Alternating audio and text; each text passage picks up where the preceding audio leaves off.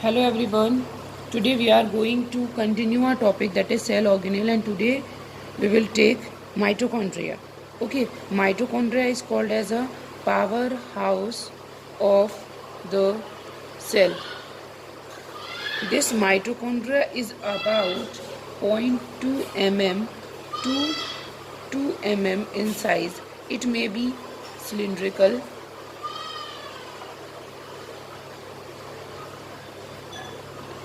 or rod shaped and spherical also. So mitochondria is known as a power house of the cell. अगर मैं size की बात करूँ तो ये 0.2 mm से लेके 2 mm तक का होता है.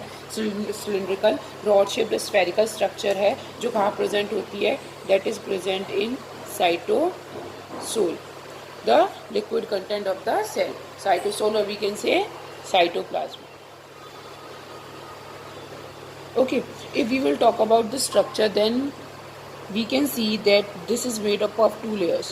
The outer layer, this one is outer layer. Okay, this outer layer is smooth, but the inner layer is not smooth, that is having many finger like projections, as you can see.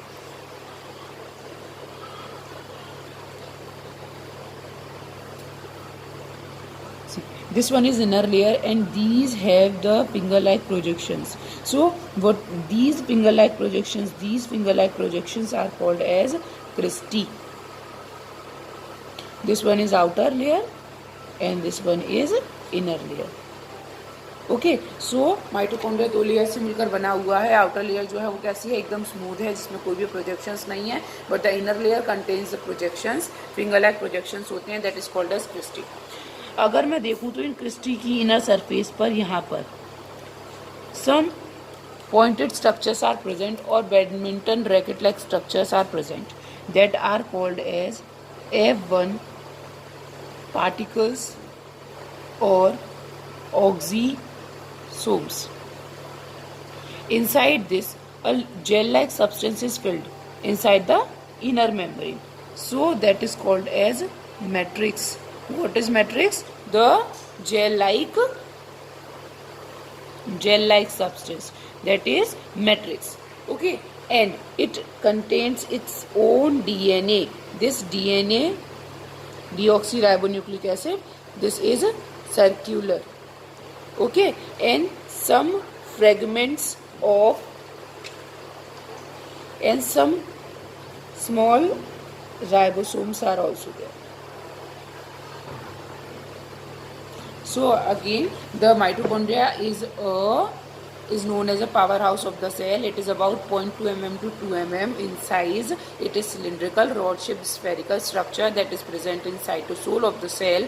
If we will talk about the structure of the mitochondria, then it is made up of two walls. The outer wall is smooth, but the inner wall is not smooth. It has many finger-like projections. These finger-like projections are called as cristae. On the inner surface of the cristae,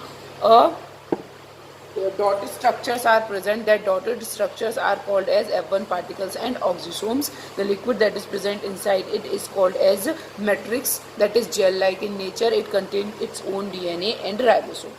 Listen, as we are saying that it contains its own DNA and ribosome, so due to the ribosomes are known as factory of proteins. So due to the presence of this ribosome and DNA, जो mitochondria है, it is able to make proteins and it is able to make its own copy. मतलब normally cell से दूसरी cell बनती है, लेकिन यहाँ पर एक माइटोकॉन्ड्रिया से क्या होता है, दो माइटोकॉन्ड्रिया डेवलप होना शुरू हो जाते हैं या बन सकते हैं. That own its own. So this property is called as autonomous property. This property is called as autonomous property. What is autonomous property? Autonomous property का मतलब होता है when the cell organelle contain DNA and ribosome, then that particular cell organelle is able to make its own copy. That is called as autonomous property. Okay, so this it is also called as a semi-autonomous property. Okay, so this semi-autonomous or autonomous property is present in the case of mitochondria. Now we will talk about the function of the mitochondria. What is the function of the mitochondria. As we know, we are saying that this mitochondria is known as a powerhouse of the cell. अब होता क्या है, जब respiration होता है ना, respiration का मतलब होता है breakdown of food in presence of by the activity of oxygen. ये मेरा यहाँ पे फूड है बॉडी में, सेल्स में, और इन सेल्स के ऊपर सेल्स में ऑक्सीजन आई और ऑक्सीजन ने फूड को तोड़ा, कार्बन डाइऑक्साइड, वाटर और प्लस क्या रिलीज़ किया, एनर्जी रिलीज़ किया. ये जो एनर्जी रिलीज़ होती है किस फॉर्म में रिलीज़ होती है, एटीपी की फॉर्म में रिलीज़ होती है. ये जो प्रोसेस है रेस्पिरेशन की, ये जो प्रोसेस है जिसे हम कहते हैं सेलुलर रेस्पिरेशन प्रोसेस जो कहते हैं, ये जो सेलुलर रेस्पिरेशन प्रोसेस है ये कहाँ होती है, माइटोकॉन्ड्रिया के अंदर होती है. तो जितनी भी एनर्जी होती है वो सारी एनर्जी कहाँ पर स्टोर हो जाती है, माइटोकॉन्ड्रिया के अंदर स्टोर हो जाती है in the form of ATP. So this ATP is called as the energy currency. This ATP is called as the energy currency, or we can say energy carrier of the cell. Okay, this one is called as a energy currency or energy carrier of the cell. So now what is the function of this ATP, yeah, how this ATP is used. So what happened कि ATP है, ठीक है. अब मेरी body में किसी भी एक सेल है, ये सेल को इस एटीपी की ज़रूरत है क्योंकि ये सेल है या ये ऑर्गन है, ये मसल्स हैं या कुछ भी है, ये अपना काम कर रही हैं. अब इन्हें एटीपी चाहिए, मीन्स एनर्जी चाहिए. तो उस केस में ये एटीपी जो है वो किसके साथ आएगा, ब्लड के साथ कहाँ तक आ जाएगा, उस जगह तक आ जाएगा जहाँ पर एनर्जी की ज़रूरत है. उसके बाद ये जो एटीपी है वो वहाँ तक आने के बाद किस में टूट जाएगा, ADP plus PP means adenosine diphosphate और पायरोफॉस्फेट में टूट जाएगा. This one is adenosine triphosphate. अगर मैं सिंपल स्ट्रक्चर बनाऊं तो this one is adenosine, this one is triphosphate. इस एडिनोसिन के साथ कितने फॉस्फेट लगे हुए हैं, 1 2 3. तो this one is adenosine triphosphate. ये क्या हुआ, ये वाला यहाँ से ये बॉन्ड टूट गया और ये क्या बचा, एडीपी. मतलब इस एडिनोसिन के पास क्या बचा, 2 फॉस्फेट बचे और ये जो फॉस्फेट था ये क्या हो गया, फ्री हो गया, दैट इज पायरोफॉस्फेट. तो हुआ क्या, ये एनर्जी आई कहाँ से, एनर्जी रिलीज कैसे होती है कि ये आपको पता है ये एडेनिन और फॉस्फेट के बीच में जो बॉन्ड होता है that is called as phosphodiester bond.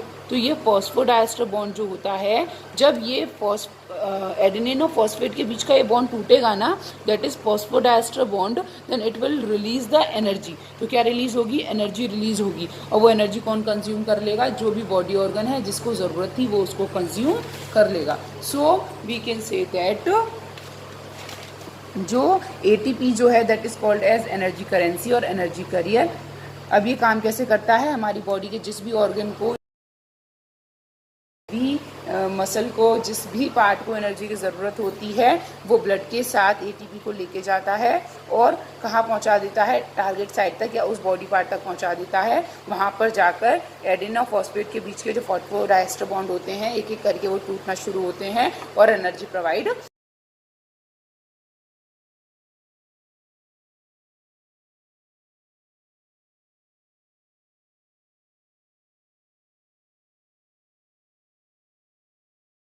Chemical compound की, चाहे वो किसी चीज़ का ब्रेकडाउन हो रहा हो, मूवमेंट हो रहा हो, लोकोमोशन हो रहा हो, बॉडी में कितनी भी मेटाबॉलिक एक्टिविटीज़ हो रही हों, उन सब में जो एनर्जी प्रोवाइड करेगा that will be mitochondria. That is why it is called as power house of the cell and it supplies the energy to the particular organ और particular body part by the help और in the form of ATP, that is energy currency और energy carrier of the cell.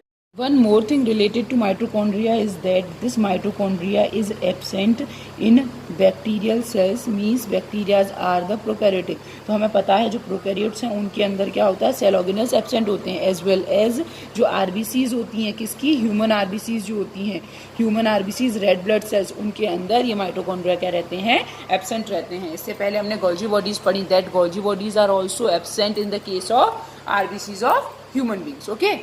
Our next cell organelle is plastid. This plastid is only present in plants. केवल किस में present होता है, plants में present होता है and absent in animals. Animals में एब्सेंट होता है. Basically these are the colour providing substances. So plastids कितने टाइप के होते हैं प्लांट में? 3 टाइप के प्लास्टिड्स होते हैं. First one is called as chloroplast, second one is called as chromoplast, and third one is called as leucoplast.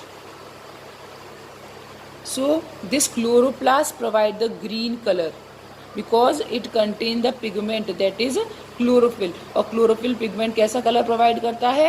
ये जो है प्लास्टिड जो है इनके अंदर क्या होते हैं? पिगमेंट्स होते हैं. तो इसके अंदर कौन सा पिगमेंट होता है? क्लोरोफिल पिगमेंट होता है. And due to the presence of that chlorophyll pigment it will provide green colour.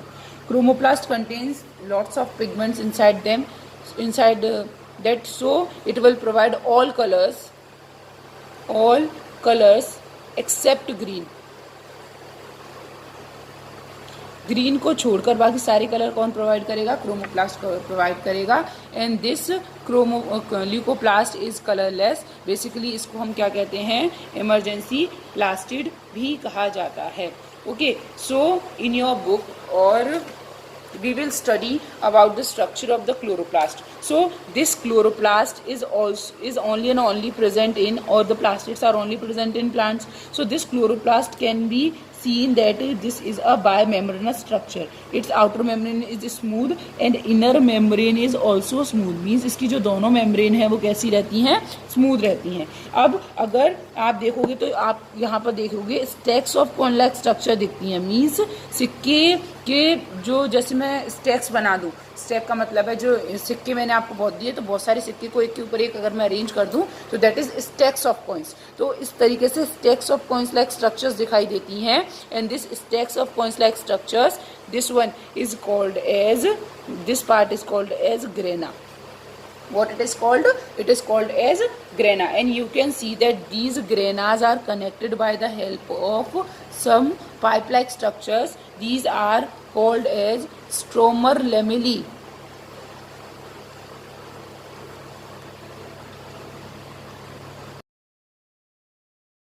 Okay, and the liquid content that is present inside it, जो इसके अंदर लिक्विड और जेल लाइक सब्सटेंस है जो प्रेजेंट होता है, that one is called as stroma. So again this one is called as stroma. Okay, so अगर मैं इसका कंपैरिजन आता है किसके साथ? कि माइटोकॉन्ड्रिया और जो क्लोरोप्लास्ट है उनके बीच में कंपैरिजन बताइए. तो माइटोकॉन्ड्रिया जो था that is a bimembranous structure, हमने बनाया ना अभी माइटोकॉन्ड्रिया. ठीक, तो the mitochondria is a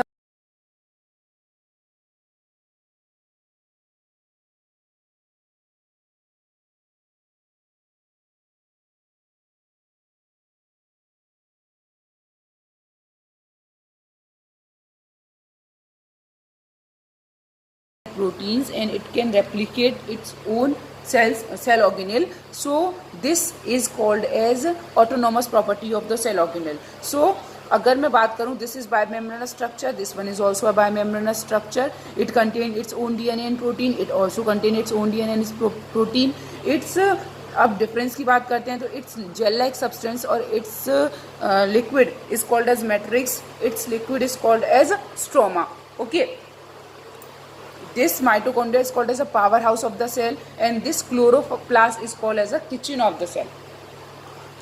Why it is called as a kitchen of the cell? Kitchen की तरह क्यों है? क्योंकि क्लोरोफिल जो है उसी की वजह से क्या होता है, जो प्लांट्स होते हैं that are able to synthesise their own food, that is why this is known as the kitchen of the cell and it will provide the green colour to the plants. Okay, so this is all about the plastids. And what is the function of plastids? Plastids are only present in leucoplast. These do not contain any color or they do not have any color. These are called as emergency plastids. Why these are called as emergency plastids? Because it can change in any plastid. किसी भी plastid में क्या हो सकते हैं? Change हो सकते हैं. और एक और चीज़, ये क्या काम करते हैं? स्टोरेज करते हैं. किसका स्टोरेज करते हैं? स्टोरेज ऑफ फूड, फूड का स्टोरेज करते हैं. सपोज इफ ये क्या काम करते हैं? कार्बोहाइड्रेट को स्टोर कर रहे हैं, उस केस में इनको क्या कहा जाता है? Amyloplast. Amyloplast. Okay, suppose if they are storing the lipids then these are called elaioplast. Suppose they are storing proteins, then they are called as aleuroplast. So this is all about the plastics. Our next topic is, yes, our next cell organelle is vacuole. This vacuole is called as storeroom of the cell. And this vacuole is bounded by a single membrane only. एक single membrane, बाहर की तरफ एक केवल एक single membrane होती है, that is called as tonoplast. And the liquid that is present inside this tonoplast, this is called as tonoplasm. This tonoplasm contains some amount of sugar, amino acids, proteins, minerals, and metabolic waste. Okay, so vacuoles क्या है? Store room of the cell कहा जाता है. एक single membrane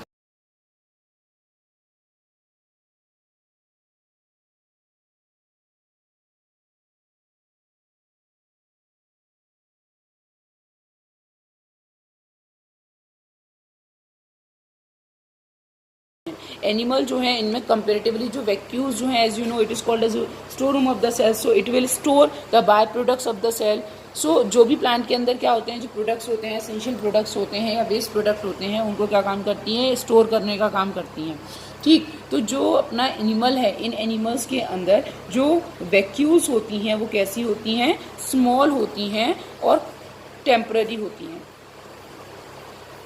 small और temporary होती हैं. और ये क्या काम करती हैं? ये स्टोर करती हैं वाटर को, ग्लाइकोजन को. किस चीज़ को स्टोर करती हैं? स्टोर करती हैं वाटर, ग्लाइकोजन एंड प्रोटीन्स को स्टोर करने का काम करती हैं. ओके, एंड जो प्लांट होते हैं इनके अंदर क्या होता है? जो अगर मैं बोलूँ कि अगर मैं मैच्योर प्लांट सेल की बात करूँ तो उसके में जो अबाउट 90% एरिया होता है वो क्या काम करती है? वैक्यूल. मैं ये कह रही हूँ this one is the plant cell. Okay, plant cell और एनिमल सेल में बेसिक डिफरेंस क्या होता है कि जो प्लांट सेल जो होती है उसके अंदर क्या है? सेल वॉल नहीं होती. और सॉरी, प्लांट सेल में सेल वॉल होती है और एनिमल सेल में सेल वॉल नहीं होती है. प्लास्टिड्स की मैं बात करूं तो केवल प्लांट सेल में प्लास्टिड्स होते हैं, एनिमल सेल में प्लास्टिड्स नहीं होते. ओके, सो ये जो मेरे प्लांट्स हैं, तो अब इसमें बीच में क्या प्रेजेंट है? मैं ये कह रही हूँ दिस वन इज वैक्यूल. सो ये जो वैक्यूल है वो अबाउट 90% एरिया कवर करती है, जिसकी वजह से जितने भी सेल ऑर्गेनेल्स होते हैं वो सारे सेल ऑर्गेनेल्स किधर की तरफ पुश हो जाते हैं? बाउंड्री की तरफ क्या हो जाते हैं? पुश हो जाते हैं. 90% एरिया कवर करती है. और ये कैसी होती हैं? परमानेंट होती हैं. एक तरीके से इनका साइज क्या होता है? लार्जर होती हैं कंपैरेटिवली. और क्या होती हैं? परमानेंट होती हैं. और इसमें भी क्या काम करती हैं? स्टोरेज का काम करती हैं. तो बिकॉज ये क्या काम करती हैं? These are related with the storing process, that is why this is called as a store room of. और next topic is peroxisomes. Peroxisomes जो होते हैं these are about 0.3 to 1.5 mm in diameter. और ये जो होते हैं कैसे होते हैं? स्फेरिकल इन स्ट्रक्चर होते हैं. ये भी सिंगल मेम्ब्रेन के बने हुए होते हैं. इनके अंदर लिक्विड भरा हुआ रहता है. ये जो लिक्विड जो होता है इनमें एक एंजाइम रहता है, that is catalase enzyme.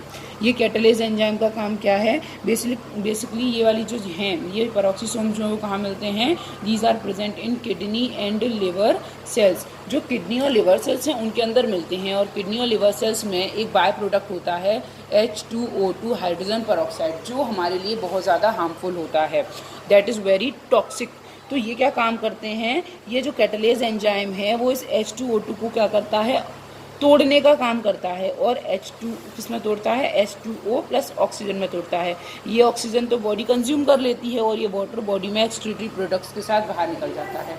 Thus we can say that these peroxisomes are special structures that are helpful in detoxification.